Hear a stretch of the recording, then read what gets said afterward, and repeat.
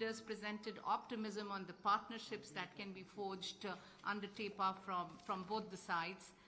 And as India's oldest and largest business chamber, FICCI stands ready to bridge between the government, industry and innovators, and we see our role unfolding in following ways by having several sectoral working groups, potential trade missions and delegations, innovation exchanges and policy advocacy. The India-EFTA partnership is built on deep complementarities. Together we have the potential to not only expand bilateral trade and investment, but set a global example of sustainable, innovation-driven prosperity. And on behalf of FICCI, I reaffirm our unwavering commitment to supporting this journey. We stand ready to partner with all the stakeholders to ensure that the India-EFTA Prosperity Summit translates vision into action and dialogue into enduring outcomes. Thank you. Thank you, Ms. Vij. May I now request Mr. Rajiv Memani from CII. Yeah, hi. Let me pass on my congratulations to the various dignitaries who have come from the EFTA countries and also to the Honorable Minister of Commerce and his team in the Ministry of Commerce. As this is a really historical agreement, and today as we officially commence the implementation of TEPA, it is a product of 16 years of negotiation of very complementary economies. The combined GDP of all the EFTA countries is about 1.5 trillion. India is about 4 trillion. Obviously, the population sizes are very, very different, but the specialization and the niche that is there in the EFTA countries and the size of the market, the growth in the economy, the dynamism in the economy that is in India, I think this makes the entire relationship very, very complementary. And as we go through the trade agreement, it is not a normal traditional free trade agreement. It's a very comprehensive economic partnership. It covers trade in goods. More than 95% of the goods that are traded between both countries are part of the tariff reductions. Services, which is also very, very comprehensive, especially the better access through digital delivery of services, which is in Mode 1, commercial services, commercial presence in Mode 3, improved commitment and certainty for entry and temporary staff of key personnel, Mode 4, provision for mutual recognition agreement in professional services like nursing, chartered accountants, architects. This will all give a massive impetus to services trade. And as I was mentioned earlier, GCCs, which are really a big strength of India, if we can encourage that also, and there have been some great examples, I think that will also give a big, big push. The third, and which is probably the most unique aspect, is the $100 billion commitment of investment from the EFTA countries over the next 15 years and 1 million net new jobs. I think this gives a tremendous opportunity for Indian companies to access capital, technology, and for EFTA countries to really generate some very strong returns in an economy that's growing at almost 10% on a nominal basis. So that's what I said. It's a very, very complementary relationship. As CII, we've been very actively engaged. We've been part of various delegations in April that went to Oslo. In the summer, we had gone to Zurich. So I think these delegations, along with the delegations being involved in providing inputs to our industry members, giving inputs from industry members to Ministry of Commerce, and has been something that CI has been very focused on. And going forward, we've just come out with a report that captures the highlights of the EFTA agreement, and there is continuous engagement between CII and its various members on each element of the EFTA agreement and how this can be further taken forward. So the EFTA agreement deals not only with goods, services, investments, but also with a lot of the non-tariff barriers. and resolving that. So it creates a great platform to see how we can accelerate. Today the trade is about $25 billion between EFTA countries and India.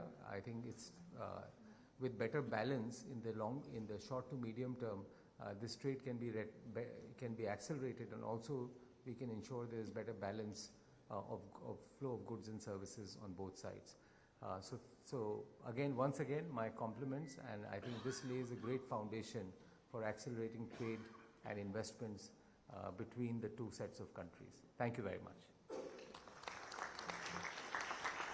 Thank you, Mr. Memani.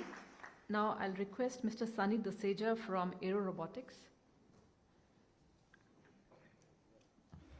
Thank you.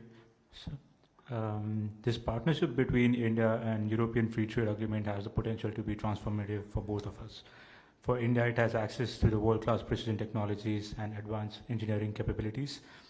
For Europe, it means access to India's unmatched scale, cost efficiency, and the rapidly growing market. Precision manufacturing sits at the heart of this collaboration, whether it is aerospace, clean energy, or healthcare.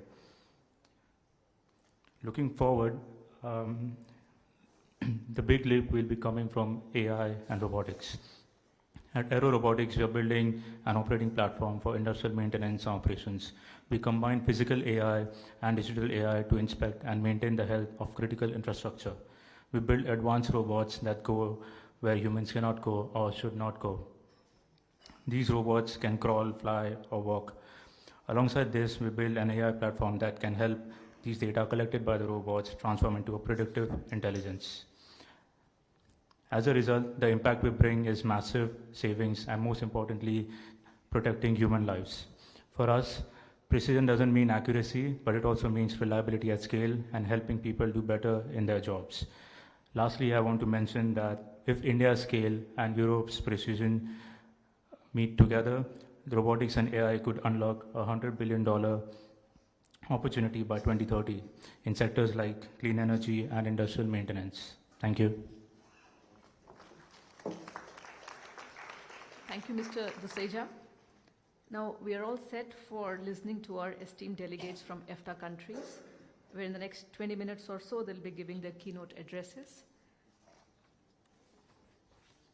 Firstly, may I request Director General of External Trade, Ministry of Foreign Affairs of Iceland, Mr. Ragnar Christiansen. Thank you very much, Chair. Distinguished colleagues and dear guests, today marks a truly historic milestone in Iceland's trade relations and economic diplomacy. As we witness the Trade and Economic Partnership Agreement between the EFTA states and India officially come into force, we celebrate not just a trade agreement, but a bridge between continents, cultures, and countless opportunities. As members of EFTA, we have long recognized India's enormous potential as a trading partner. With its population of 1.4 billion people and aspirational middle class, India represents not just a thriving market, but a gateway to South Asia and beyond. For Iceland specifically, TEPA opens doors that align perfectly with our strength in fisheries, renewable energy, biotechnology, and digital services. The agreement reflects our shared commitment and responsible trade practices. It includes robust provisions for environmental protection and sustainable development, ensuring that our economic partnership contributes positively to global climate goals. Today's entry into force is not merely a symbolic moment. It marks the beginning of active implementation that will generate immediate and tangible benefits. Working in close cooperation with our Norwegian partners and India's Ministry of Commerce, we are launching a promotion campaign to ensure that businesses on all sides fully understand and can capitalize on the new opportunities which TEPA is providing. Our approach will be comprehensive, targeted outreach to small and medium enterprises, high-level business delegations from the digital awareness campaigns, and capacity building workshops. Even before today's official entry into force, we have witnessed encouraging signs of the transformative potential this agreement is holding. Hampiðjan, which is a global leader in fisheries and aquaculture technologies, has made strategic investments with Kohinoor, a leading Indian rope manufacturer, demonstrating how Icelandic maritime expertise can find new markets and partnerships in India. The success of Bharat Skirap, an innovative dairy producer in the Indian market, shows how our unique food culture and dairy traditions can resonate with Indian consumers and create entirely new market segments. US's advanced prosthetics technology addresses India's growing healthcare needs. Alvotech's biosimilar innovations can help make life-saving medications more accessible to millions. JBT Mare's advanced food processing solutions align perfectly with India's food security and modernization goals. These are not just business opportunities, they represent partnerships that can improve lives and create shared prosperity. And as we celebrate today's milestone, we must also recognize the broader context that makes this agreement particularly significant. India's GST 2.0 reform represents a fundamental transformation of the Indian market, creating unprecedented integration across states and regions. This reform means significantly reduced compliance burdens and administrative complexity for foreign businesses entering the Indian market. TEPA arrives at precisely the right moment to capitalize on this transformation. And as we embark on this new chapter, I am filled with optimism about what our partnership can achieve. The agreement which we are celebrating today is a foundation upon which we will build deeper relationships and create new industries. Finally, let me acknowledge the vital role which our embassy of Iceland here in New Delhi plays. Their deep understanding of the Indian market, their network of relationships across government and industry, and their unwavering commitment to Icelandic interests will be instrumental in ensuring that TEPA delivers on its promise. I thank you.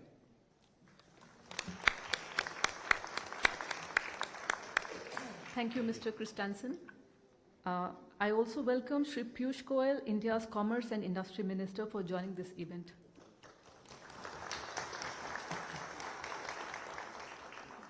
May I now request Ms. Christine Ling, Deputy Director, Foreign Affairs, Liechtenstein, to share her keynote address, please.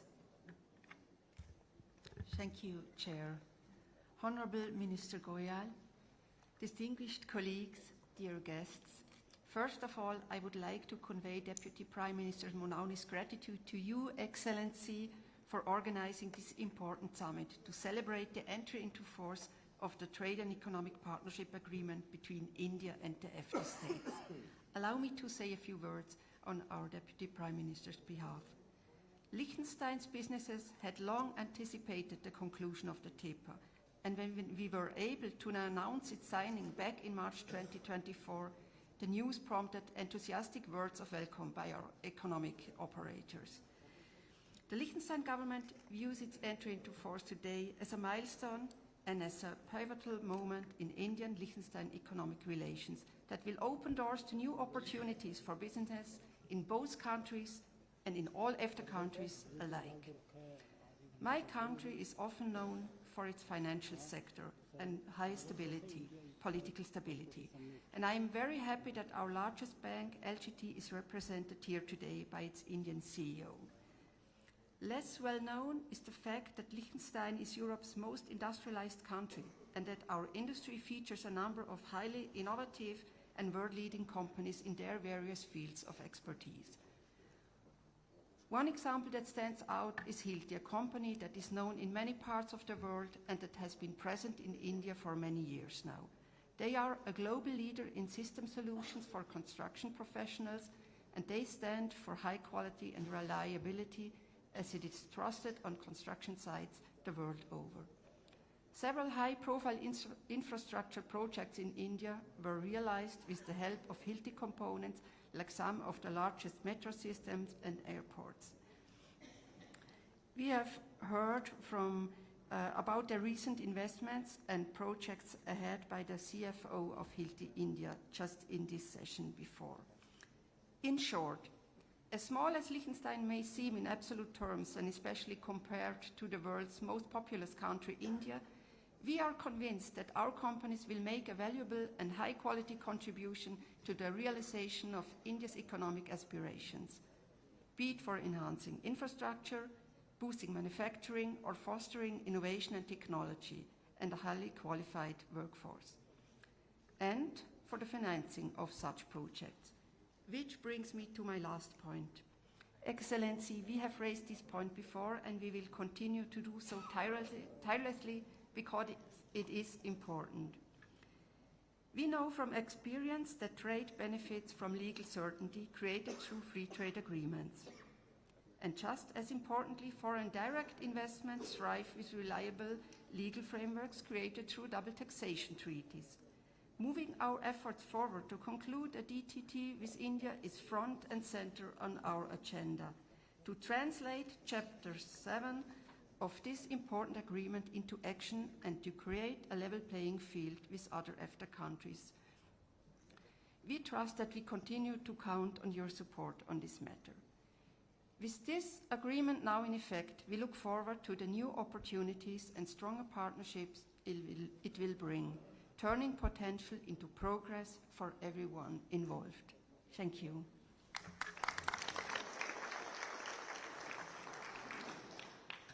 Thank you, Ms. Ling. We'll be playing now a video message by Cecilie Myrseth, Minister of Trade and Industry, Norway, followed by the keynote address of Ms. May Ellen Stenner, Ambassador of Norway. Dear Excellencies and business representatives, I really feel like I'm missing out by not being in New Delhi with you today. And thank you, Mr. Goyal, for inviting us all to mark the entry into force of the India-EFTA Trade and Economic Partnership Agreement. Your personal engagement in expanding the trade relationship between India and the EFTA countries is truly remarkable and greatly appreciated. And I also appreciate your visit to Oslo not long ago. The entry into force of the TEPA is certainly a milestone that is worth celebrating. In a world marked by uncertainty, this agreement sends a clear message about the importance of stability, cooperation, and the power of trade to drive progress. The bilateral relations between Norway and India are already strong, but with TEPA we are boosting our ties even further. The agreement creates new possibilities for our businesses that we believe can lead to further growth and innovation on both sides. For Norway, TEPA offers an open door to one of the largest, fastest growing and most future-oriented markets in the world. As the Prime Minister Modi has said on several occasions, India can be the growth engine of the world. And with its yearly growth rates, there is little question that today India is the locomotive amongst the world's largest economies. Norway is happy to partake in this journey. Our businesses are world leaders in many areas connected with green solutions for the future. For example, in energy, shipping, industry, infrastructure, and construction. Norway remains fully committed to making the most out of the TEPA. We will use the agreement as a platform to strengthening investments and industrial collaboration between our countries. Team Norway in India are working every day to assist companies that wish to trade with and invest in India. And together with the EFTA desk at Invest India and colleagues from the other EFTA countries, they make up an excellent team TEPA. I believe it is this day-to-day effort that will ensure our success in the longer term. And to the business representative, I just want to remind you that the potential in India is massive. I encourage you to use this day to share openly and discuss your thoughts, questions and concerns regarding opportunities in India. I wish you the best of luck with this event. I really should have been there with you, but thank you so much.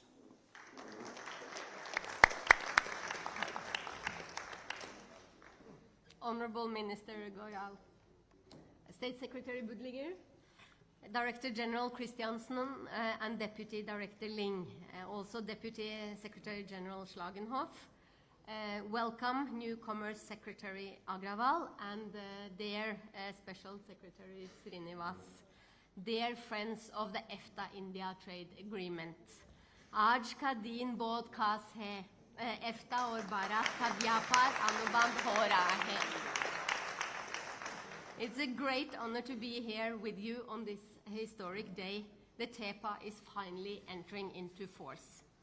This milestone trade and economic partnership agreement makes the great destination India much more available for EFTA businesses and industries. As you heard from Minister Myrseth in the video, this agreement sends a clear message on the power of trade to drive progress. With TEPA, we are boosting our ties even further. I'm proud to say that there are now around 160 Norwegian companies doing business in India. I have with me a substantial business delegation here today. These are Norwegian companies who are reporting that they are profitable in India, who have been awarded significant contracts in India this year, who are creating joint ventures with Indian companies for manufacturing, who are collaborating with Indian industries in introducing green solutions, and who are planning investments in India in the years to come. This is happening in the maritime and shipbuilding sector, in new energies such as batteries, fuel cells, hydrogen and LNG, in fertilizers, ammonia, in clean tech and circular economy, in materials and biochemicals, in food processing and seafood, and many more. Norway is here and we are ready to expand into the Indian market. We are looking forward to the entry into force of the TEPA and we are deeply committed to further strengthening the Norway-India relationship. Thank you so much. Dhanyavad.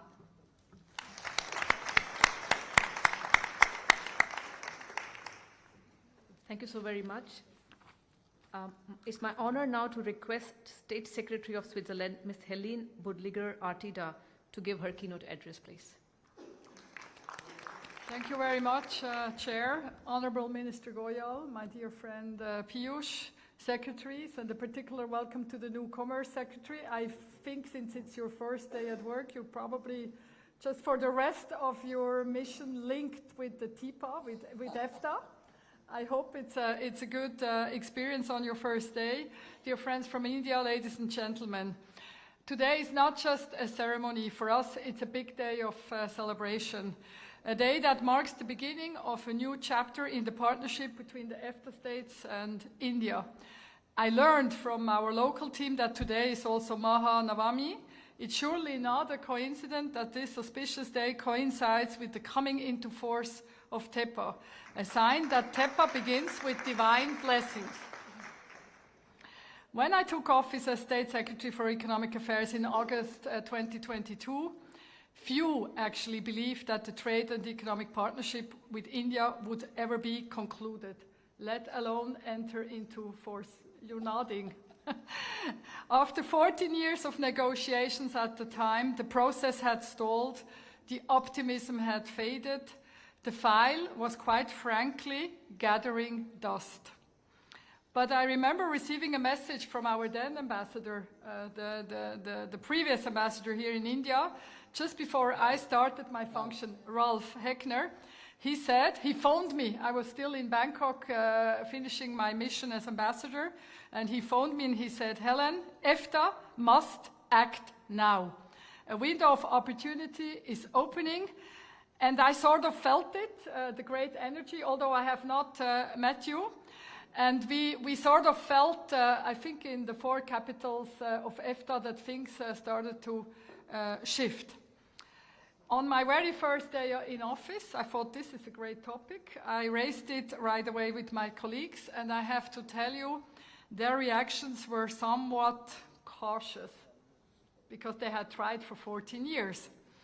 But I believed in the agreement. I believed that with the right timing, the right people, and the right energy, we could make the impossible possible.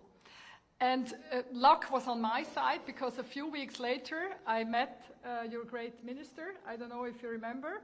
It was a sunset cruise in Bali. No, we're not vacationing.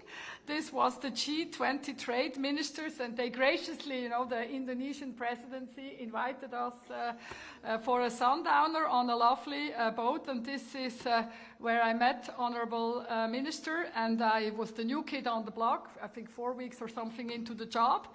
And I introduced myself and said, I really want to conclude this agreement. And he looked at me, up and down. He looked rather surprised and said, well, let's see.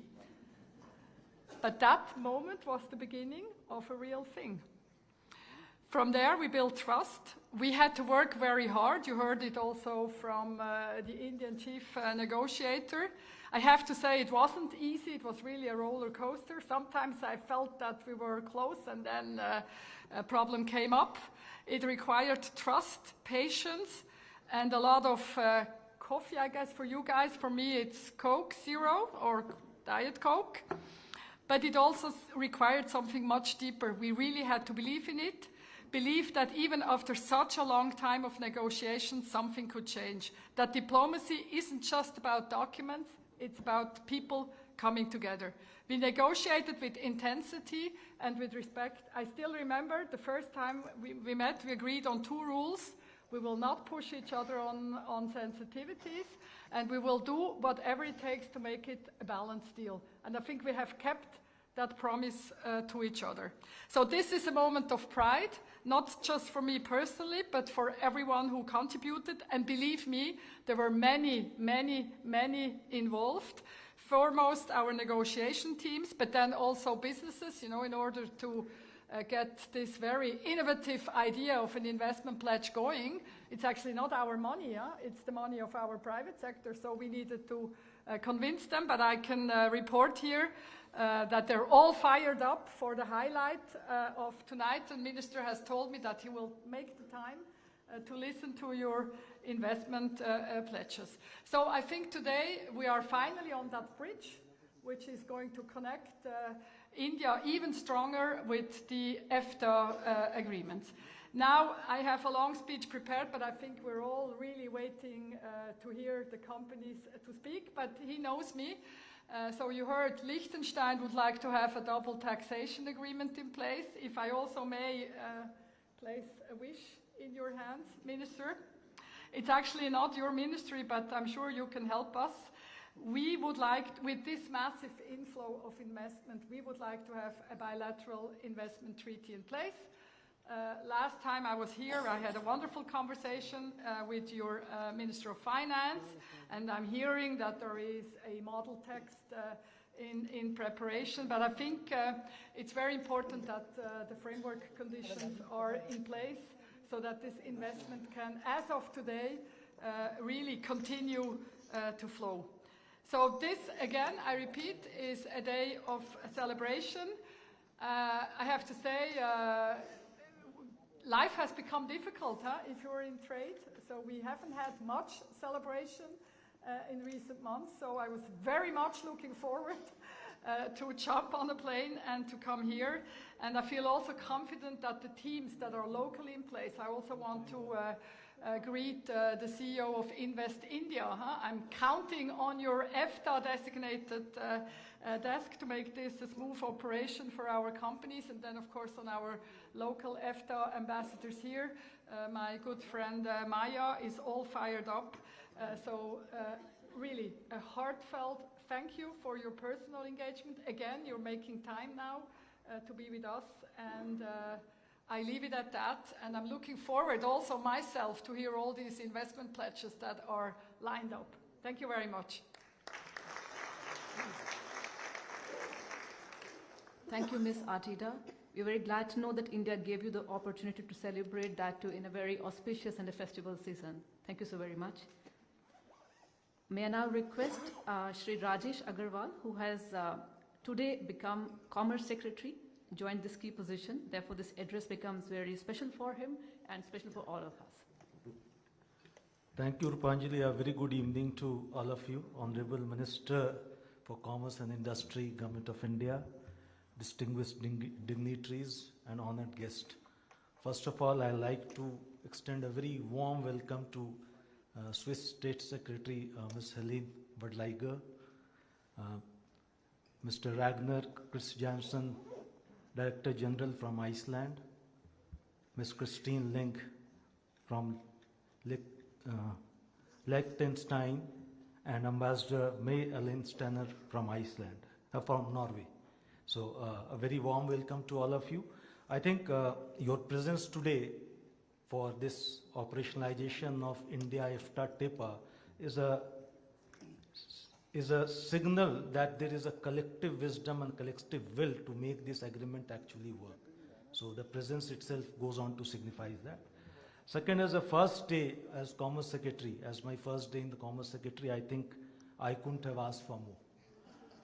In the troubled times that we today live in, especially in trade where uncertainty is taking center stage, and India-EFTA TEPA operationalization is a signal to the world that we believe in free and fair trade. There's already the 5 partners. We believe in free and fair trade, and we are here to make it possible for our businesses on both sides. So I think today marks the beginning of a remarkable journey, and we are not only starting an agreement, we are laying the foundation for a new era of shared growth, innovation, and prosperity. Couple of points that I like to add, because I think Honorable Minister is here. I'll not like to take much time because he has been the architect of this agreement, and nobody knows better than him what took to build and arrive at this agreement. I'd just like to add couple of points. One, India today is on a cusp of a historic transformation. We are the 4th largest economy of the world. We are going to be the 3rd largest economy in the next few years. Our credit rating is going up. The GDP growth numbers are doing good. And our young population is thriving to grow. The young middle class is thriving to grow fast. And I think the investment commitment that has come as a part of India-EFTA TEPA is also a testament to the India story. Because there is a belief in the India story, and that's why investment agreement also has for the first time come as a part of a free trade agreement. I believe both sides need to work together to make this a reality. All skepticism around whether investment commitments can be made as a part of agreement needs to be dispelled with, and we make to make it a reality. I think the step being taken today for announcement of some of the deals is a step in the right direction, and hopefully we'll keep up the momentum to see that we create a business environment for our businesses on both sides to take advantage of this agreement and create right partnership for investments in the country. And I can tell you the best way to leverage the emerging market of India is to produce in India. Because in whatever weather the economy goes, I think it is the domestic producers or producers who are in India are going to be the safest and the nearest to the market. So I think that's been a very wise decision on the part of the EFTA partner countries also to put their money on India. Lastly, I'd like to add that all the free trade agreements that we do are very good in intent, and we try to strive to create good business environment for businesses in terms of market access and tariff and non-tariff environment. But in reality, if we want to make it happen, I think we need to keep on connecting with each other and working together, because doing an agreement is just a job half done. The other half of the job is that we need to ensure that the commitments made under the agreement are made good by both sides, and we are able to give our businesses not only a tariff-free environment but also a non-tariff-free, non-tariff barriers are also removed and ironed out in a manner that our businesses feel happy to take long-term risks and long-term bets in our market. So that is also something on which, and I feel the agreement provides for very ambitious provisions around working together to remove non-tariff barriers also as we work together for operationalization of this agreement. So we hope to work together to see that we are able to actually make it to trade facilitation is key to actually how we make free trade agreements work. With these words, I'd like to thank you all for being here today again and look forward to working with you all to make this agreement actually a people's agreement and make the commitments that we have made for our businesses on both sides a true reality. Thank you very much. Thank you, Rajesh, sir. Now the moment has come to hear very positive, inspirational and extremely motivating thoughts of Shri Piyush Goyal, India's Commerce and Industry Minister. First, the industry was going to speak. Okay, sir. I was told perhaps you're going to say, but we'll wait for that, sir. Thank you so much. All right. So I think with this, we can go to our next section where we will be requesting industries to share their thoughts about their investment plans in India. And I may start with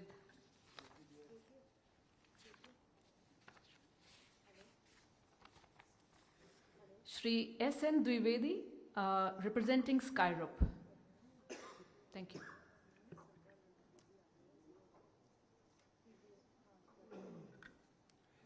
Thank you, everybody, Mantri ji and the dignitaries around it. In Iceland, there is a product called Skir, which is a man-building product. In fact, this was the product which Viking used to eat, and we been to the Iceland, and there we got this product for 7 days, and I found that's the product which is missing in India, because it is full of protein and made of only cow's milk. We did it, and after having that 7 days in Iceland, I decided to bring this product to India and started making in Noida. And this product contains about 12% of protein and 120 milligram of calcium in a 100-gram cup, which replaces 3 eggs. So this particular thing was missing in India, and being so many companies here in milk sector, nobody dared to start that product. Further, I would say this product we introduced to the Indian Army, and the first consignment for the Skir powder, which contains almost 60% of protein, has been given to the border areas like Leh and other places. So this product, of course, infrastructure is equally important, but this product is really important for the human being in India and the people, those who are deprived, especially the vegetarians. So the first plant I have put in Noida, which is working very well, and we have created almost 20,000 cups every day we are making it. Presently it is available in NCR, Mumbai and Bangalore. Now idea is this can replace the medicines. So the people, those who are depending on medicines, if they start eating in the morning, their breakfast, this particular product, I am telling you, it will do miracles. I am 70 years old man, but then you see, I have a 35 years energy. So this is something. So this product, I can tell you, this will create a very good scenario, particularly in the people, those who are suffering from the diabetes or blood pressure. And I would say the next my proposal is that we should make this plant in every state of India so that the people, the healthy India is there, and I am there for that. Thank you very much. Thank you, Mr. Dwivedi. May I now request Mr. Mahesh Baheti from Kohinoor Ropes, please. Hello, good afternoon, everybody, and namaskar. My name is Mahesh Baheti. I am representing Kohinoor Ropes and Nets Private Limited from India and Ampigen HF from Iceland. The two companies already working together in the way of highlights of exactly what this agreement aims to achieve. Kohinoor Ropes India Private Limited and Hampton HF have recently signed a joint venture and strategic partnership together in February 2025. And we are working together for last 7 years in the field of technical textile and manufacturing ropes, nets, aquaculture product for the global market. Kohinoor is producing their product for last 40 years in India in a very small town called Selu, which is not more than 50,000 people. We are exporting more than 50 containers. We are exporting to more than 50 countries, close to 100 containers every month. And now with the partnership from Icelandic company Hampton Group, which is a global company having operations in 78 locations, we are bringing all the manufacturing to India as a part of this agreement. And we are now planning to produce everything in India making India as a hub for global manufacturing for the group company. Together, Baheti family, who is a promoter of Kohinoor Ropes and the Hampton Group, we are now investing in India for the expansion, and we have already acquired a land in Aurangabad in Maharashtra and plan to start the new facilities within 1 year.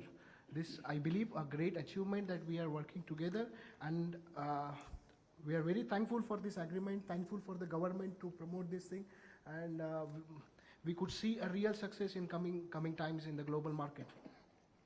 Thank you. Thank you, Mr. Baheti. Now I'm requesting Mr. Atul Singh from LGT India.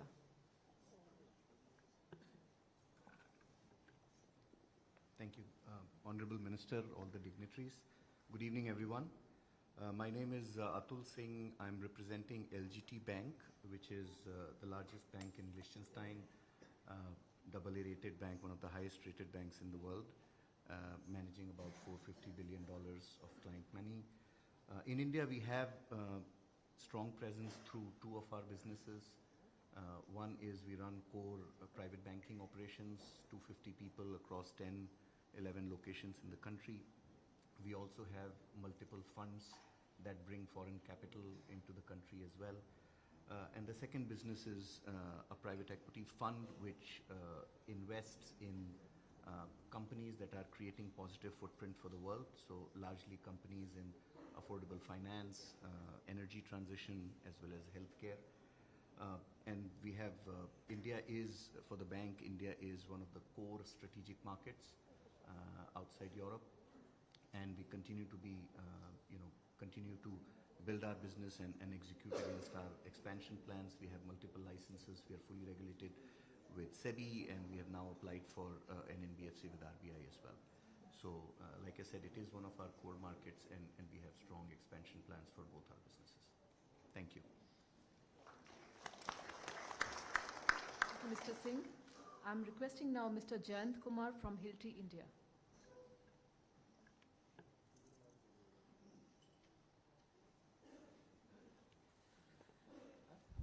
So, hello once again. So I'm Shekhar Sharma. I'm representing Hilti India over here, and once again, it's an honor to be here today as we mark the beginning of a historic agreement between EFTA and India, a partnership that will redefine opportunities for trade, technology, and sustainable growth. At Hilti, our purpose is clear: making construction better, and we believe infrastructure is the foundation of economic progress. And India's vision for world-class connectivity, smart cities, and sustainable development resonates deeply with us.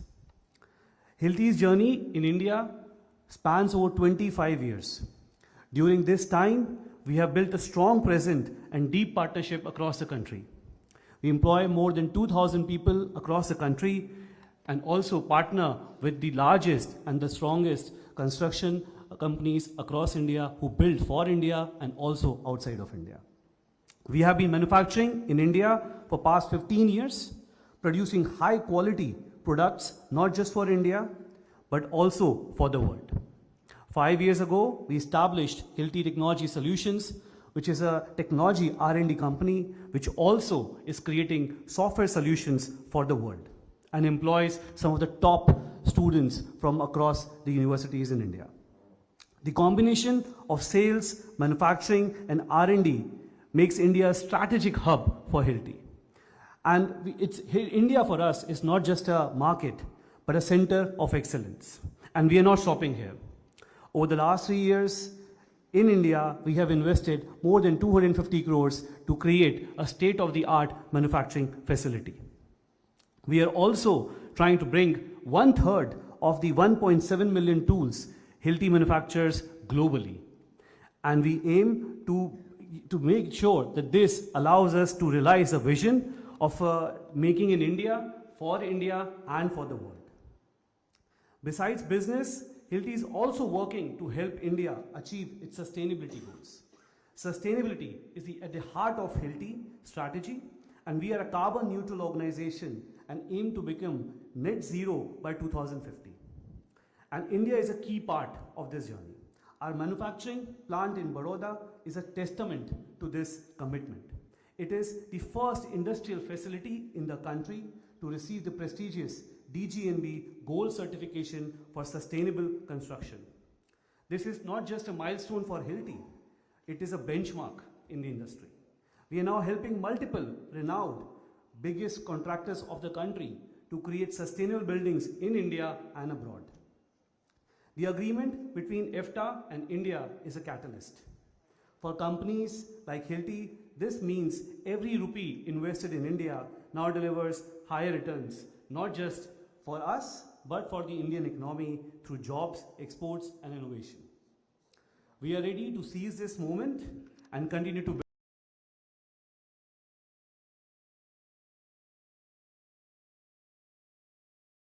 May I request Ms. Annette Holt from Konsberg? Yes, namaskar and thank you. I'm heading a Norwegian company that delivers high technology shipbuilding equipment to the yards in India. And I will just mention some of the contracts and MOUs that we have signed the last year. So we have signed a MOU with Swan Defense and Heavy Industries to provide ship design and sustainable green solutions for the shipbuilding market. We also signed an MOU under Nordshipping in Oslo this summer with the Garden Reach shipbuilders for construction of India's first indigenous polar research vessel. So we also have been awarded some significant contracts lately. So in the beginning of the year, we were awarded a contract for delivering a replenishment at sea equipment for the fleet support and supply vessels for the Indian Navy, where we also have 60% local content. And just some weeks back, we also was awarded for the full equipment package for the Indian's first electrical tug that's going to be built under the Green Tug Transition Program. This week, we have been awarded the contract for water jets for 6 next generation missile vessels that will be built at Cochin Shipyard. The 2 last projects, they will also be a combined delivery of imported goods from Scandinavia and also of local content. And it also is a need for increase of local employees. We have actually the last couple of years, we have increased or doubled the size of our office. We now are reaching 200 employees, and we also see that when we are going to deliver the mentioned project, we will also increase the manpower in the office. So we are looking forward to this agreement and also a combination about what it will mean for less tariffs that makes our equipment more cost competitive, but also the increase in local capacity and capabilities. Thank you. Thank you, Ms. Holt. Now, may I request Mr. Iyer Srinivasan, representing Elkem, to talk about his investment plans. Good evening. Namaskar to all. I represent Elkem, a 120-year-old company listed on the Oslo Stock Exchange and among the top 1% of the companies in sustainability. Thank you. We are in the business of making advanced silicon-based materials for building a sustainable and better future for the world. We want to be carbon neutral by 2050. That's a stated ambition. You will be surprised to know Elkem was present in India since the 50s when we were supplying furnaces to the ferroalloy industry in India. Just independent India, and ferroalloys was required for the steel manufacturing. It took a lot of time. In 1987, we set up the legal entity, and it took us even more time to set up the first manufacturing unit in end of 2016. And that success built interest in India. We set up the second manufacturing unit in Chakan in 2020, just before COVID. And the third manufacturing unit will be commissioned in the first quarter of 2026, most likely January. So this growth has been sustained. We are in India representing about 4% of Elkem's revenues, and strongly believe there is abundant opportunities for increasing. Specifically, we are looking at opportunities in silicon, specifically with the semiconductor push by the government. We are already present in all the infrastructure projects, which will continue. We are also looking at investments in chemical space.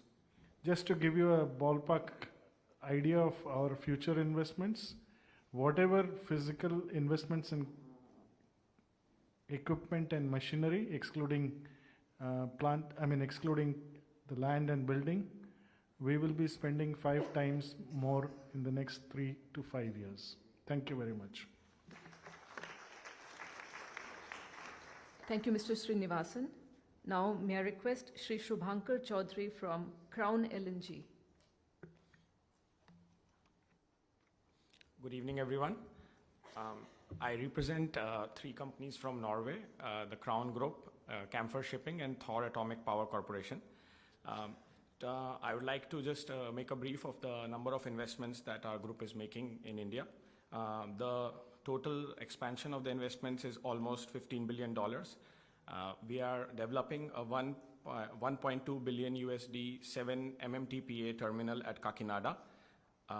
Next to this, we have lined up a 5 gigawatt AI data center park, which will have a captive gas-based power plant with 100% carbon capture to provide net zero power to large-scale hyperscalers in the state of Andhra Pradesh.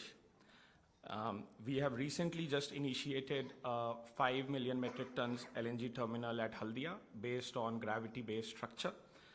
This project is going to be very strategic for the northeastern parts of India, as it will give access to National Waterway 2, which is over 900 kilometers.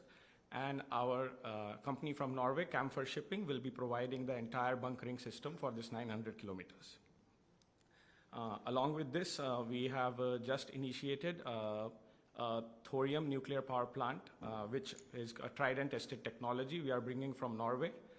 This 1 gigawatt power plant will be approximately $5 billion investment.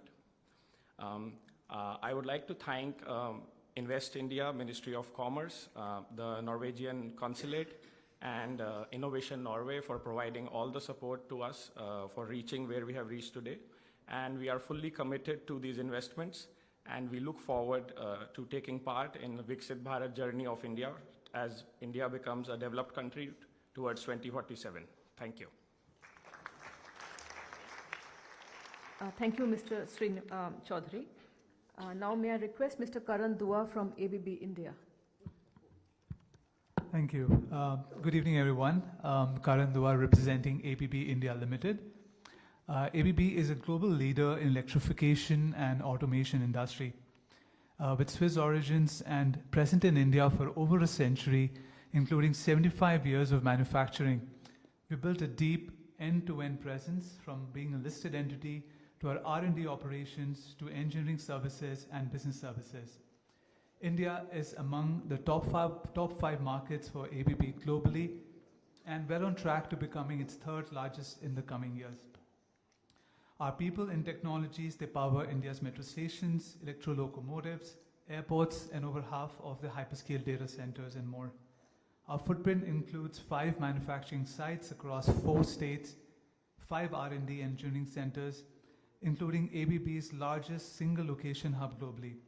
With over 10,000 employees, a network of 750 channel partners, 8,000 suppliers across 150 cities, we are deeply embedded in India's industrial ecosystem.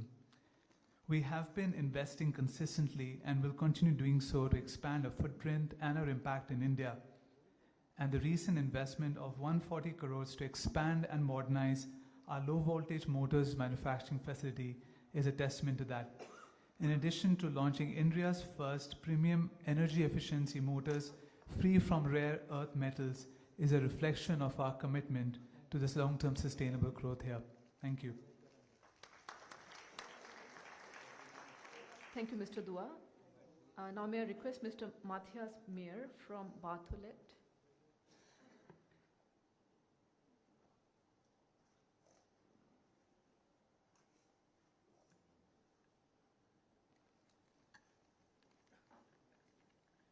I think the gentleman is not here, so we go to the next, Shri Bikram Saha, representing Benninger India Private Limited. Good evening to everybody. So just to give you an update, so I'm representing Benninger India. We are a manufacturing plant located in Chakan in Pune. So we are a global leader in the machines and system supplier for wet textile finishing and tire cord solutions. In 2016, we were acquired by the Jacob Müller Group in Switzerland, which is a family-owned business group. Jacob Müller Holding has 4 different other companies right currently, and now Jacob Müller has decided that they will increase their footprint of manufacturing of all the 4 companies through the Benninger India organization, which is in Pune. Benninger India has been operative since 1991 with a local subsidiary since, and in 2017 we moved to the new plant in Chakan. We have a workforce of more than 200 people, and Benninger India has the highest number of R&D engineers in its worldwide manufacturing footprint for the transfer of know-how for man-made fibers and the polyester fiber machines. And of course, we are also looking continuously to increase our footprint, mostly in the discontinuous segment of machine and on the knitted textile machines. We focus on increase on the headcount for R&D engineering and have a bigger team in the skilled workforce of our shop floor. We nearly look to double our strength in both these areas of our current workforce. And being a leader and the most trusted brand in continuous wet finishing and processing machines, we like to introduce all these products locally made in India for the Indian customers going forward. That's the motive of the organization. And I'm glad to say this has been very, I've got a very good support from our headquarters in Switzerland on this. And we are, of course, known for our low resource consumptions and, of course, first time right production. And we look forward to our continued contribution to India, and I only can say that from the headquarter point of view, they look at India as I think the most important manufacturing unit in the global footprint, and I'm sure we can make a better for them for their overall turnover. Thank you very much. Thank you, Mr. Saha. Now I'm requesting Mr. George Fortio from Bobst, India.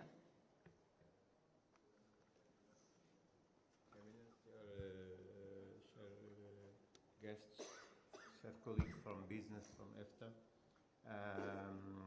I'm representing Bobst India. I'm the general manager. We are part of a group that is worldwide leader in the packaging solutions for the converters market. Here in India, we are now for 30 years. The company by itself has a story of 135 years. We started with a single plant that lasted until 2 years ago, where we had a mindset change, and we decided to bring to India more complex products. So we are like in low entry products, but we decided to bring additional products, more complex, with more technology, with more know-how, what demands an effort also in development, our R&D organization, to be able to manage this kind of products. We have a plan to invest in the next 5 years, additional 10 million Swiss francs, on the top of the 15 million that we have already invested so far. So I would say that we doubled our footprint in India between March 25 and today. So today we are celebrating a trade agreement. India is celebrating the opening of its third plant in Pune. We are based in Pune. With this, today we are around 600 people, but in the next 5 years we want to grow to 1,000 plus.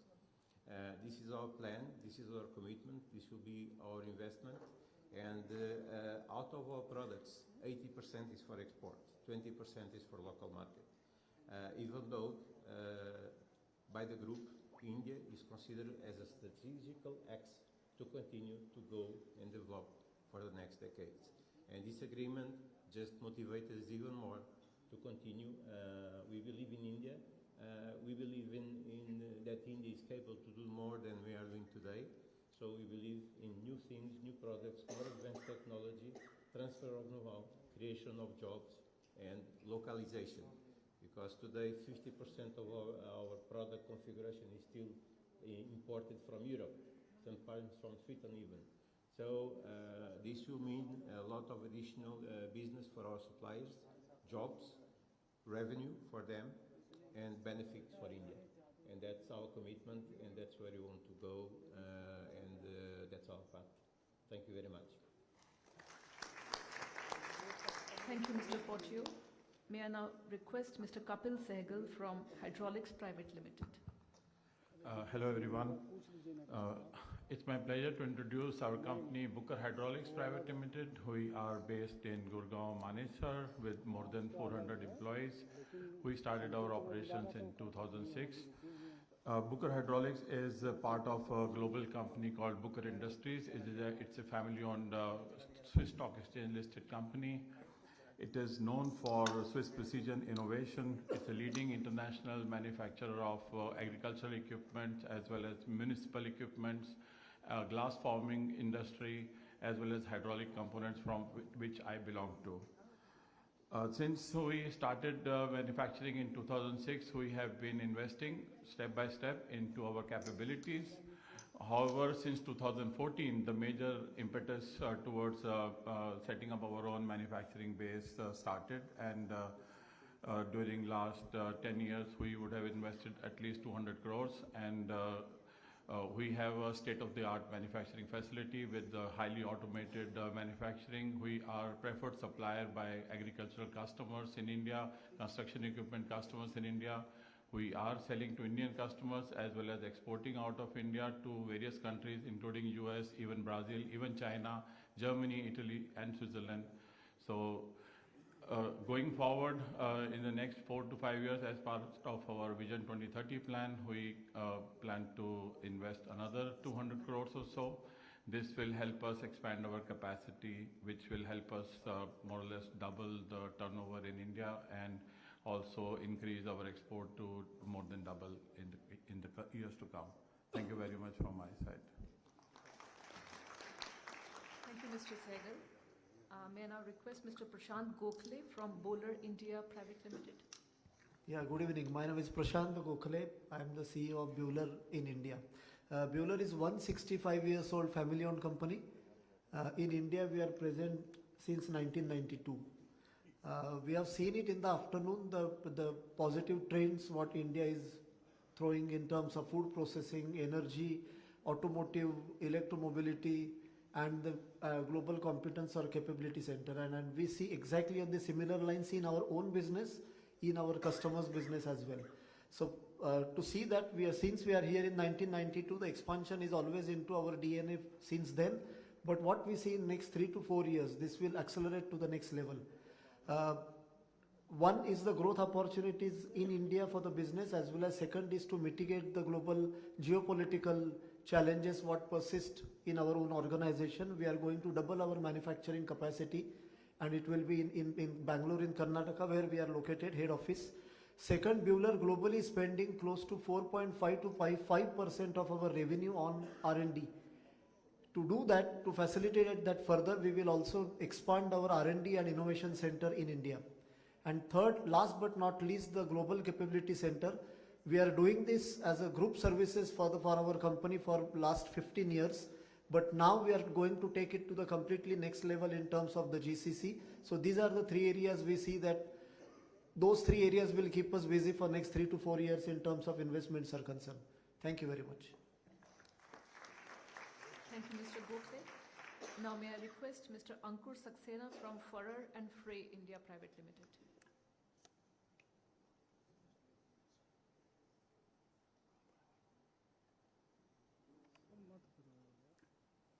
Okay, it appears the gentleman is not here. Oh, my apologies. It's okay. Hi, I'm Ankur. I'm representing Furrer. Can we give a pass to you, a mic to you?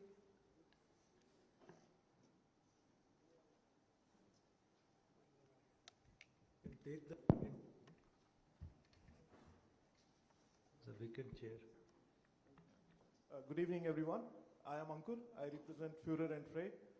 We are a Swiss-based global technology provider working in India since 2003, but being more active since 2018. We work in the industry of urban transportation and primarily rail electrification. In next 3 years, we plan to invest 18 million Swiss francs. The way the current exchange rate is going, maybe a bit more. And we plan to double our engineering resource in the next 3 years. Because we are a global technology provider, we think that thinking and developing in India is also crucial along with Make in India. So that's our goal for next 3 years. Thank you. Thank you so much, Mr. Saxena. Now I'll request Mr. Tarun Gulati from Huber and Cerner. Namaste, Honorable Minister. My name is Tarun Gulati, representing Huber and Cerner in India. The bond between India and Huber and Cerner is very special one, and it's based on market trust and local presence for last more than 21 years.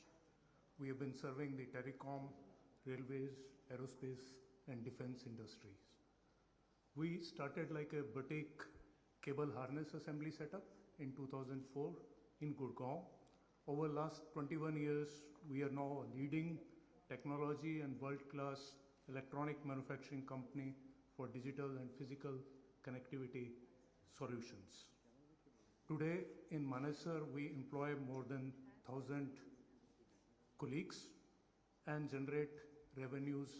Last year, our revenue was almost 1,400 crores. Noteworthy achievements, especially of last 2 years, has been the BSNL 4G program. In fact, last Saturday, Prime Minister inaugurated Swadeshi 4G stack, and we were a proud contributor of the base station antennas, the antennas which you see on the mobile mast all over the India. Most of the metro rollouts have our wireless solutions. Inside the coach, there are high performance antennas and cable assemblies. This is what we have been supplying since Delhi Metro actually. And also in Kavach program, we are a leading contributor now. In addition, we have been expanding our presence in the defense sector. Quite a few missile programs have our parts and components, and also on the satellite connectivity programs, we are a leading contributor. As part of our commitment to the nation, we're planning to invest additional 9 to 10 million in next couple of years, and also expand our headcount almost to 2,000 technical qualified headcount. This strategic investment will actually bolster our leadership position and manufacturing capabilities. And it's more focused towards artificial intelligence hyperscaler data centers. And this also, we think, will take us to the next level in terms of revenue generation and sustainability here in India. Lastly, sir, I would also like to thank you for all the benefits we have been accruing through various incentive schemes like production-linked incentive scheme. We have been the beneficiary for the telecom, in the telecom space, and quite a few other government incentive schemes. What is that TEPA will bring to us? I guess it's like second innings for us here in the country, and we are pretty much inspired, and also what we heard, I heard today is pretty much motivating. So thank you very much. It's a happy day to be here, and thanks a lot. Thank you, Mr. Gulati. Our next speaker comes from Land Court AG. Why it took a couple of seconds was because there are two gentlemen sitting just next to me, both of them representing, and very like a consensus they have reached that who is going to talk on behalf of the company. But I'll give the names of both, Mr. Shilpan Patel and Mr. Stephen Arparagas, and I'll request Mr. Patel to share thoughts about the investment plans. Thank you, Rinikoji. Honorable Minister, it's really a privilege to be here, thanks to the Swiss Embassy. Landquart AG has been in the business since 150 years.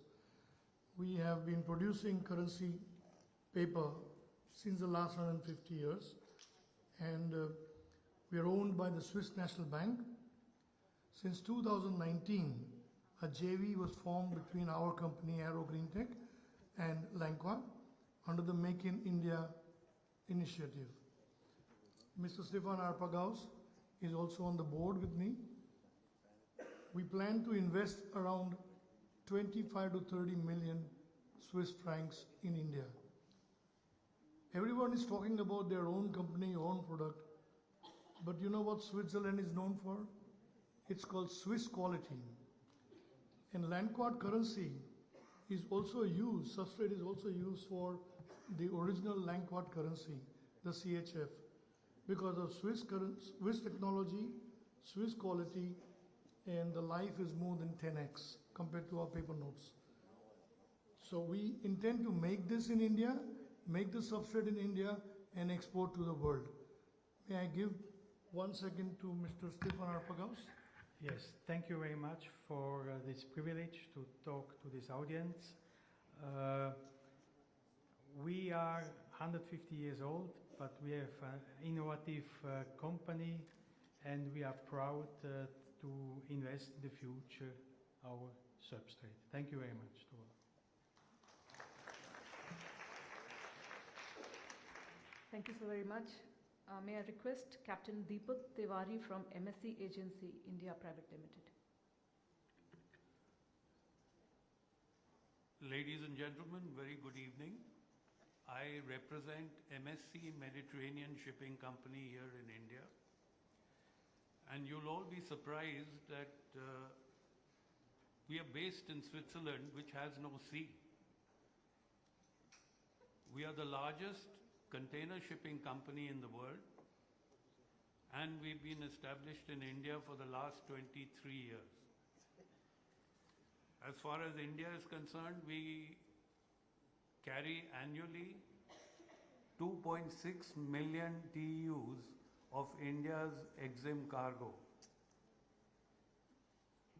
We have 12 maritime services per week, and we give direct employment to 21,000 staff and indirect employment to 30,000 staff.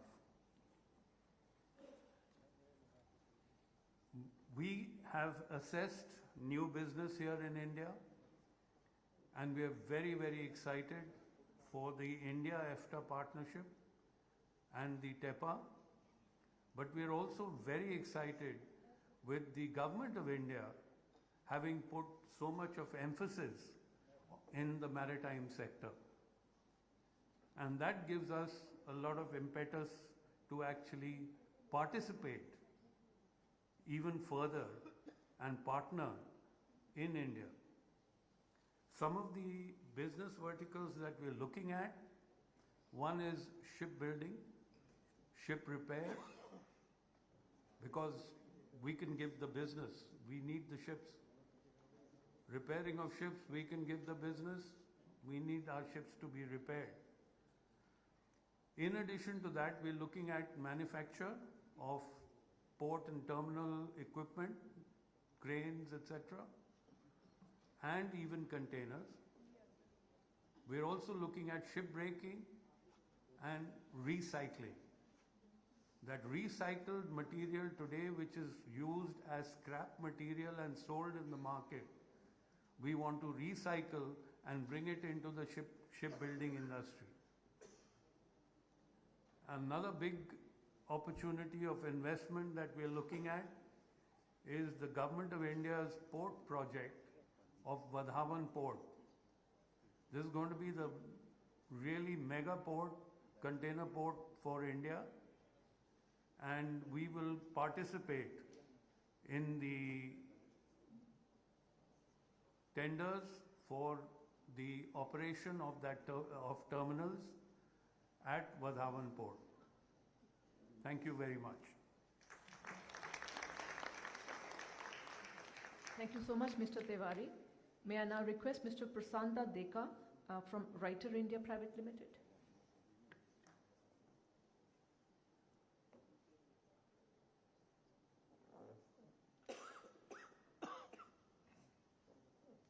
The gentleman is not here, so I'll request Mr. Francois Dutoy, if that's the right way to pronounce your name, please. Thank you. Excuse me. Honorable Mr. Minister Goyal, State Secretary Bootlicker, Ambassador Tisafi, other delegates and business friends. At Roche, we certainly welcome the TEPA as a milestone that strengthens the economic and innovative relationship between India and Switzerland. And we congratulate everybody that had a role to play in bringing us to this point. And to you, Minister Goyal, State Secretary Bootlicker, for your leadership, your vision, and your tireless pursuit of this agreement. As a Swiss company with very deep roots in India over the last 80 years, we couldn't be more excited about the collaboration and the possibilities it creates for our shared future. Roche is a global leader in healthcare, and we have a 129-year legacy steeped in innovation and broad experience gained in a global footprint in more than 100 countries. A legacy of bringing transformative medicines to patients worldwide. In India, we have introduced products like Herceptin, rituximab, Avastin, and through that transformed cancer care in India as elsewhere in the world. During COVID crisis, we stood by the Indian government. We provided access to Actemra, to our antibody cocktail Ronapreve at a time where the country needed it most. We also extended our range of COVID tests and provided more than 2 million PCR kits to the ICMR. So with currently over 5,000 employees in India, we commit to investing 1.5 billion Swiss francs at a minimum into our core businesses over the next 5 years. Our investment underlies a long-term commitment. We see India not only as an important market, but also as a hub for innovation, collaboration, and a future exemplar of expanded patient access. To achieve this, we are focusing our investment in 3 critical areas. We'll be deepening our efforts in R&D by bringing advanced clinical trials in areas like Alzheimer's, Parkinson's, rare diseases, cardiovascular metabolics, and others, so just to name a few. We'll be investing towards expanding access and working with Ayushman Bharat and similar schemes to bring our innovative products to as many patients in India as possible. And thirdly, we'll be investing towards building capacity and capability, where we'll be working towards upskilling our government hospitals in India and advancing clinical research capabilities. So your support to make our expansion possible and to enable us to bring even more investment into India is crucial. And we're looking forward to ongoing conversations to see how we make that happen. But we're not talking just about ambition and looking towards the future. We've already made some meaningful steps. Since we last sat around this table in February, we have signed an MOU with the Government of India and with Startup India to foster healthcare innovation and entrepreneurship in India. We've also submitted 4 proposals under the PRIP scheme to amplify R&D in India. And through the Site Air Alliance, we have partnered with 10 government officials to upskill their clinical research capabilities, and we are ready to scale that even further. So in closing, Minister Goyal, State Secretary Budliger, Ambassador Tasafi, Rosh is here to support the government's healthcare ambitions, which are very closely aligned with our own strategy for India and with the vision of a healthy India being a prosperous India. Our science, our global expertise, and unwavering commitment to Indian patients uniquely positions us to contribute meaningfully to your country and your ministry's goals. I thank you. Thank you, Mr. Toa. In the interest of time, I'll request the next 2 participants to keep their interventions brief. We truly appreciate your investment plans and would like to learn a lot about them. Mr. Harsh Kumar Bajpai from Shivag India Private Limited.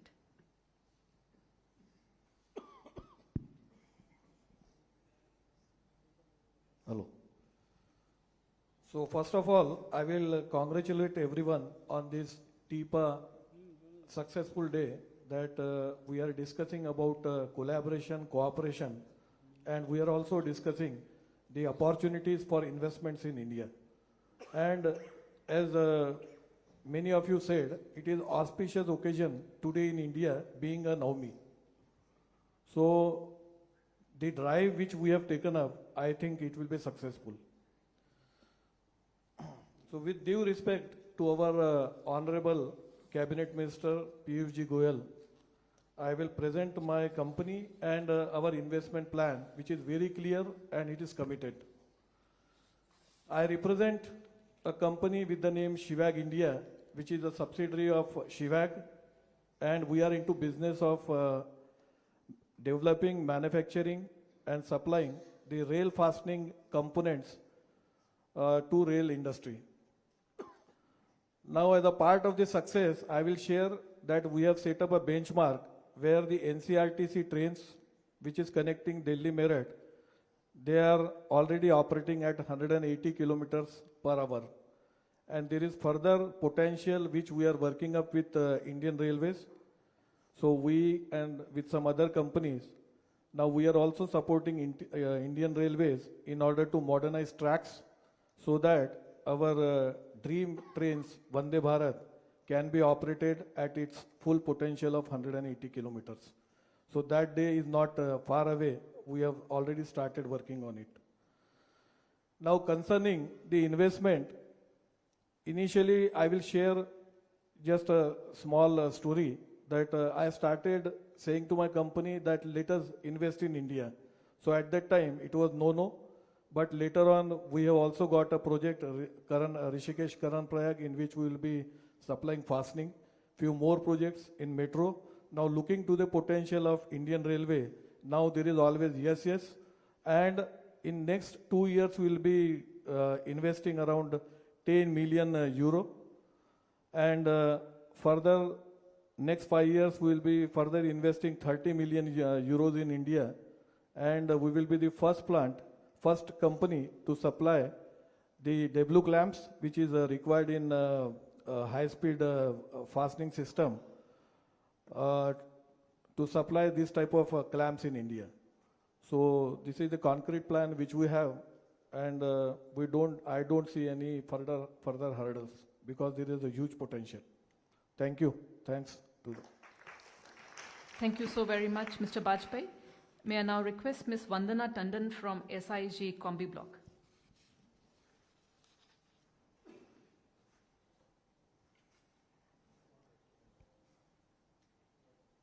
I'm sorry?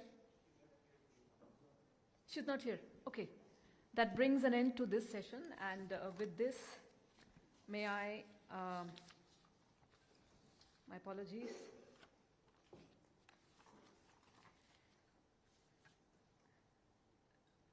With this, I would like to request Shri Piyush Goyal, India's Commerce and Industry Minister, to share his very positive, inspirational, and extremely motivating thoughts.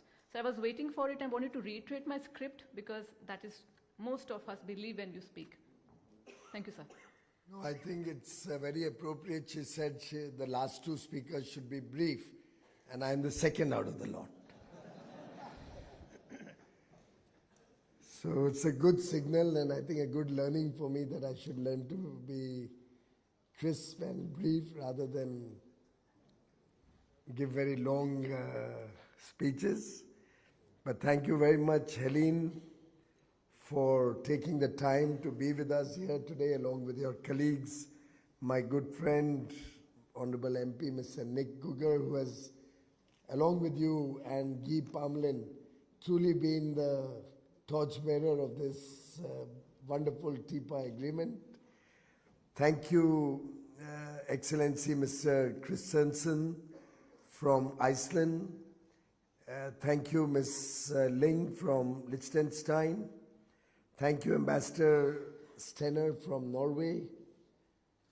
A big thank you to Marcus, without whom I don't think we could have crossed the finishing line, along with Satya. I think a big round of applause for both of them.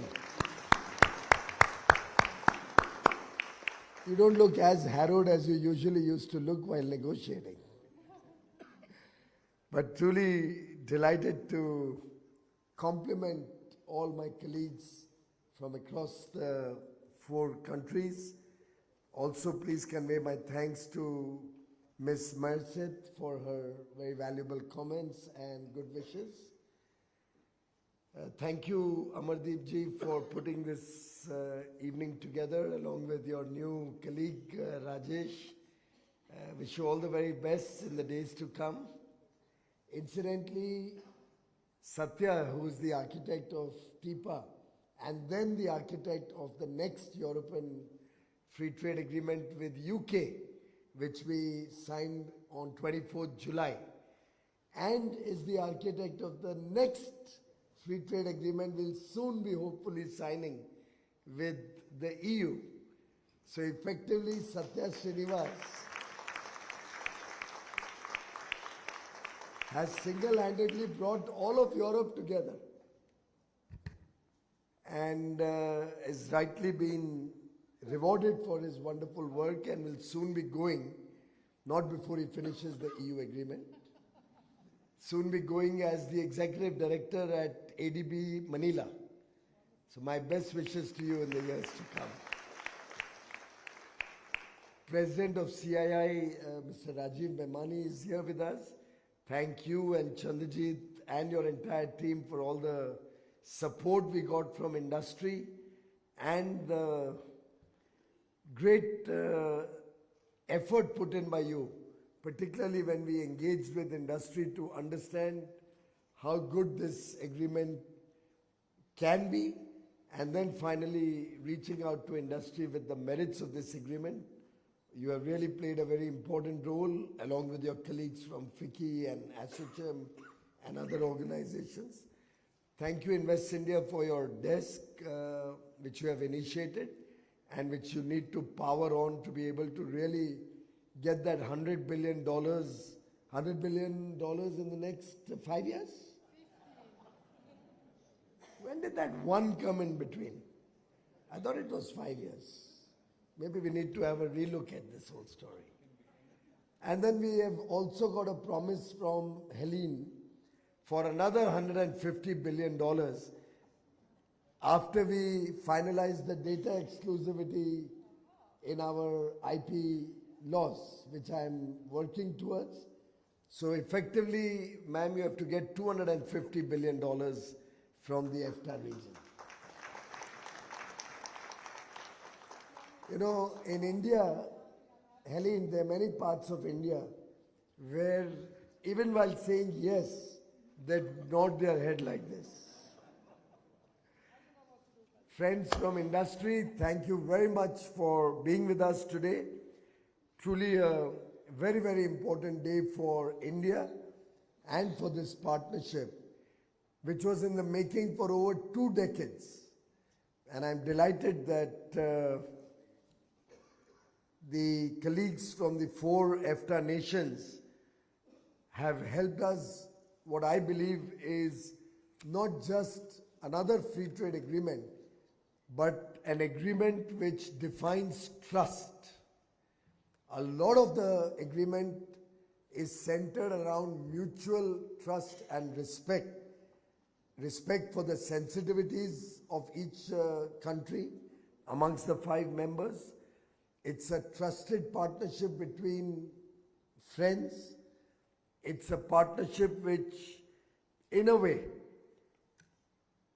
can also be defined for, I think, bringing to the fore new elements which were never before thought of in a free trade agreement.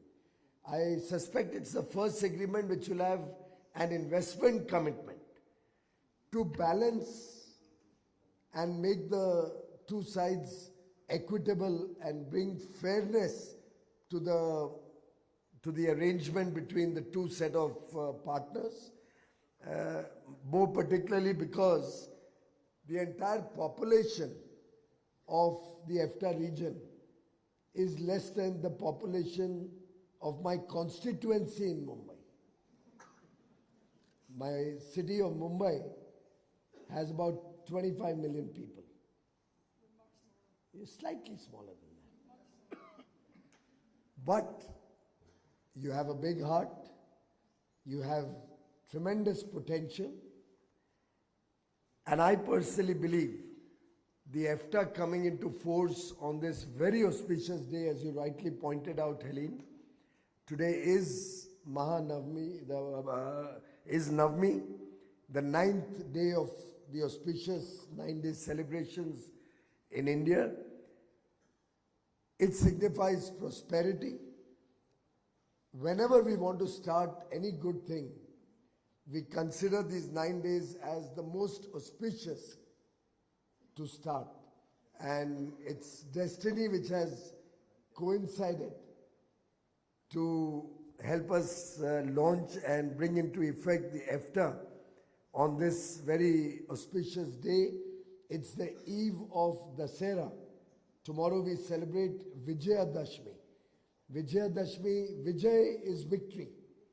So it's really the victory of good over evil that we celebrate tomorrow. And on the eve of Dasera, I think we are, as Commerce Secretary rightly pointed out, this will be the victory of clarity and certainty in these uncertain times, in these volatile times, in these times full of ambiguity, in these times full of disturbed global trade.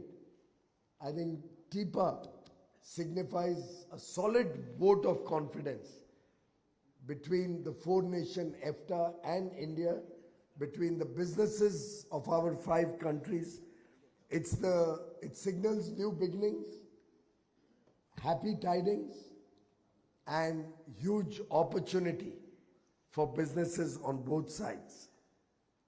In fact, from childhood we've been having Swiss chocolates, and I particularly like Toblerones and Ferrero Rochers a lot, much as some of my friends would prefer Lindt or Sprunglis.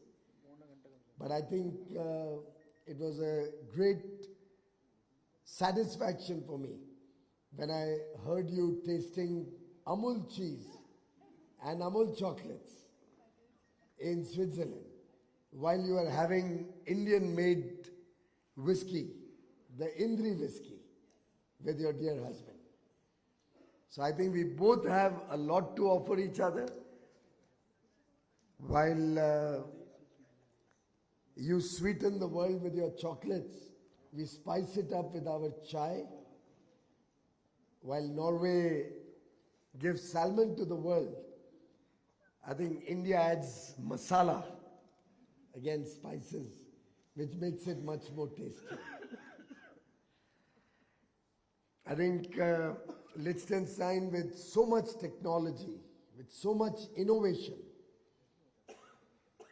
and a per capita income of $185,000, a powerhouse in terms of financial capabilities, will bring a lot of opportunities when we put the two together. Indian scale, Indian aspirations, Indian talent, coupled with innovation from your parts of the world, together can capture world markets. And of course, our collective vision, our collective commitment to a better world to live in cannot be epitomized better than with the geothermal technologies that Iceland offers to the world. And something that I'm very keen to work with Iceland on, to see, and I tried to experiment with geothermal when I was renewable energy minister 11 years ago, but had failed. But as they say, startups do better after one or two failures. Or Mark Zuckerberg did very well in life, even though he was a dropout in college. So maybe the initial geothermal didn't work, but now with this renewed partnership, and I was told a lot of new evolution has happened on technology in Iceland. I'm really looking forward to working with Iceland to bring geothermal technologies to India. India today is focused on a twin track of, or rather I would say a three-pronged approach. High quality, where we have a lot to work and learn from you. Sustainability and inclusivity. And I believe that when we get together with your four-nation EFTA grouping, we can truly bring in a lot of opportunities for you, your companies, and for Indian companies. There are areas in professions like nursing, accountancy, technology, artificial intelligence. There are areas in education, audiovisual services, culture, tourism, recreation. So many areas that we can capture together. In industry, I think work around life sciences, clean energy, working together on precision engineering and manufacturing, food processing, lots that we can together take to the rest of the world. And with the large scale of operation that 1.4 billion young aspirational Indians bring to the table in terms of local domestic demand, I think we can make manufacturing or provision of services most competitive in India, and at that competitive level go and capture the world markets. Just as a data point, since I use the word data, the cost of data in India is only 3% of what it is in the US, is less than 10% of global average cost of data. Another area where we can work together, global capability centers, supporting your corporates, bringing down their costs of operation. COVID, as the gentleman from Roch very rightly mentioned, taught us many new lessons. One of which was that a lot can be done from home. So many of us moved home and started working from home. And we've identified so many areas where physical presence is not required. And that has opened up nearly 2,500 global capability centers in India. Countries around the world, Fortune 500 companies from across continents, recognize the power of working in India, the benefit of the huge talent and skills of Indians working in different areas, the huge cost competitiveness that we bring to the table, and help your companies add value. Whether it's in innovation, whether it's in R&D, whether it's in design, whether it's in back office work, whether it's leveraging artificial intelligence, whether it's business processes. There's so much that we can do together to help the 328 present Swiss companies in India and the 1,000 more that the Swissmen are going to get me. And I must say it was a very engrossing dialogue which I had at Bern with over 1,000 participants of the Swissmen annual conference. And I see tremendous potential going forward with the 4 EFTA nations. I have had a brief but very exciting visit in Oslo. I've told my team that I must visit Liechtenstein and Iceland. It's a promise that I have to keep. But I assure you, each of the 4 partner countries are equally precious and important for India. We respect the contributions of the 4 partner countries to make this agreement truly a success story and an envy of the rest of the world. Friends, I personally believe that this agreement is just the beginning of lots that we have to do together. I had the good fortune of interacting with some of the ship owning companies and shipbuilding companies or shipping or maritime related companies. More particularly, I'd like to recognize, Mr. Tiwari just spoke, my own engagements with their CEO, Mr. Soren Tuft, or with the owners, the Aponte family, and truly the excitement that I saw and the huge potential that we have envisaged between the two in terms of potential to do shipbuilding, ship repair, container manufacturing, begin with tug manufacturing, go on to make deep sea vessels, then on to cruises. It's a long journey ahead of us. I was very happy to hear my friend from Roche, whether it's Roche, whether it's Novartis, all the Swiss and other EFTA pharmaceutical companies, we would like to invite you to come work in India, not just in contract manufacturing, but come to innovate in India, come for your R&D to India, set up factories to manufacture and export to the rest of the world while you leverage such a large domestic market. I think the potential for this investment should not be seen from the lens only of an FTA commitment. It should be seen from the lens of what would be good for your businesses. And I was just taking out some figures while I was hearing all of you. I want to read out 2 companies, Swiss companies' presence in India. I think both of them have a 70 or 100-year presence in India. ABB, and that was one of the first international companies with which I interacted as a child, because my father was tying up with ABB to get technologies to make electric arc furnaces in India and to build those furnaces in India, given the large market size. And that's when I used to meet with some of the ABB senior executives, some of whom were my father's class fellows in engineering college.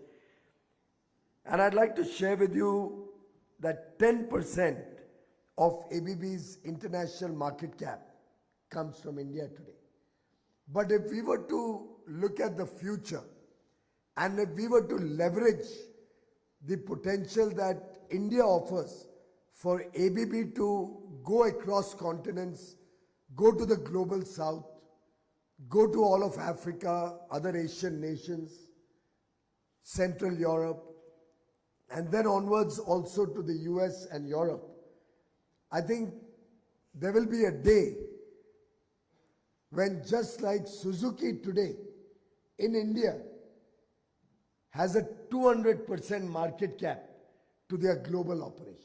The Suzuki India operation market cap is twice Suzuki's global market cap.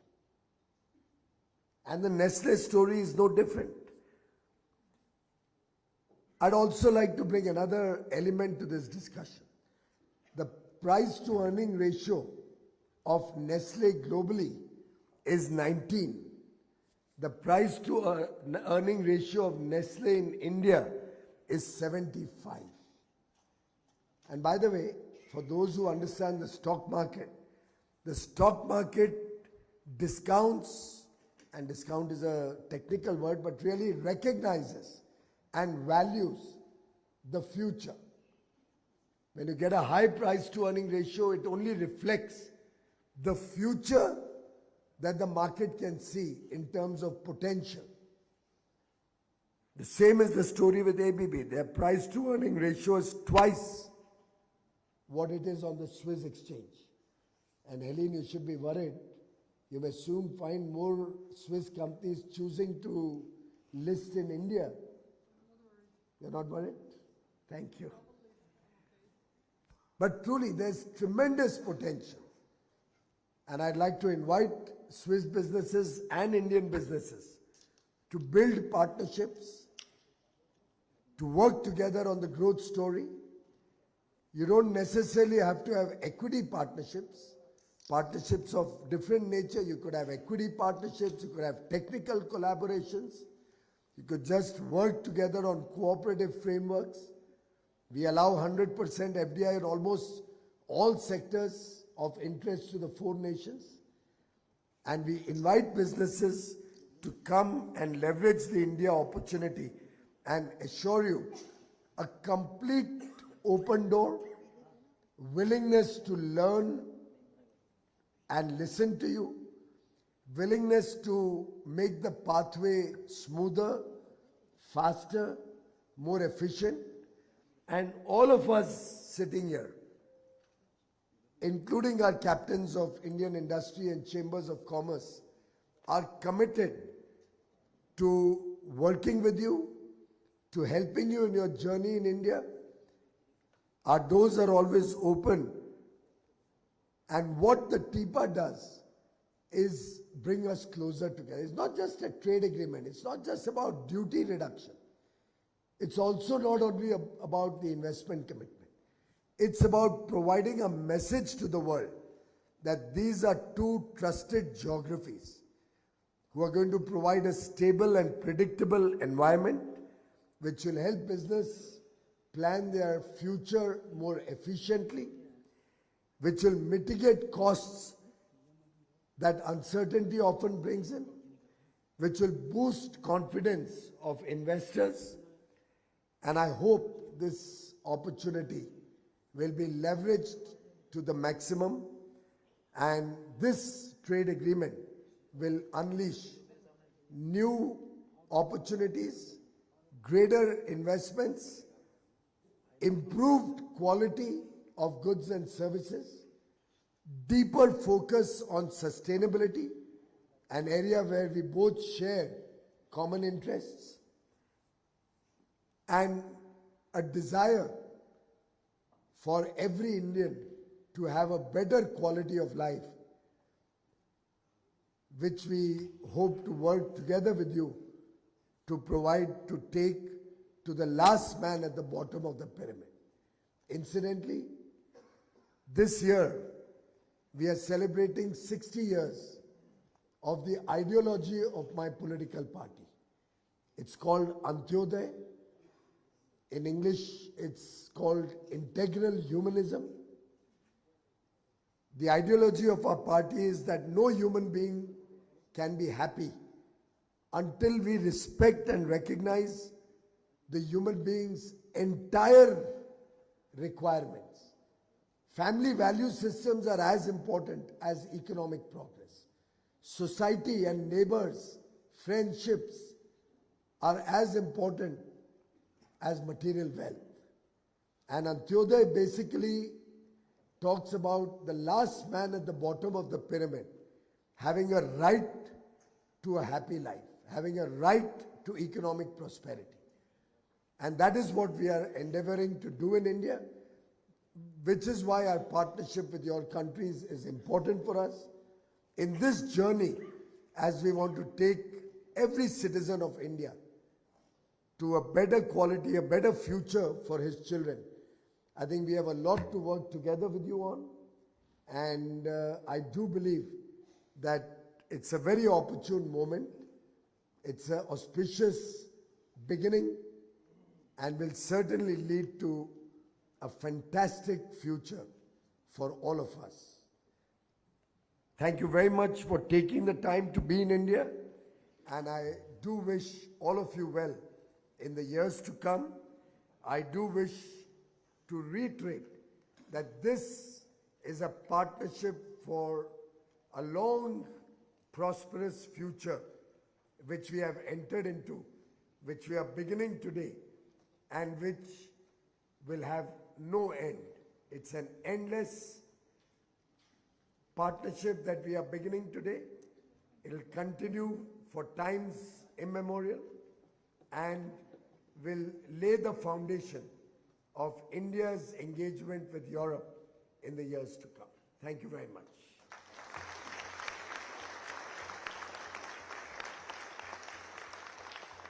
So thank you so much for sharing words infused with hope, optimism, and realism, and that New India is ready for business investment in the most smooth, efficient, and investor-friendly way.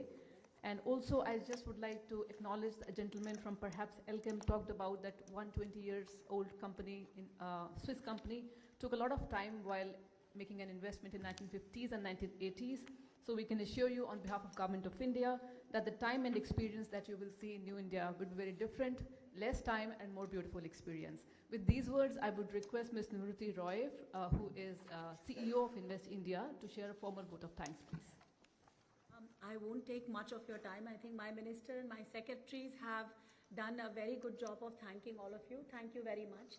I just have a few words to say, which I will not repeat what has been already said. I think my minister already called out in this new world, the world order, the currency is trust. And if currency is trust and this multipolar world defines strength or power, not as dominance, but as partnership. So I'm really looking forward for this EFTA partnership and working on the food security, health security, and energy security, not just for the country, but for the world. And I also want to say, while our trade secretary said the world is kind of very difficult right now, some good news that I want to share that Europe is standing up so tall. I'm very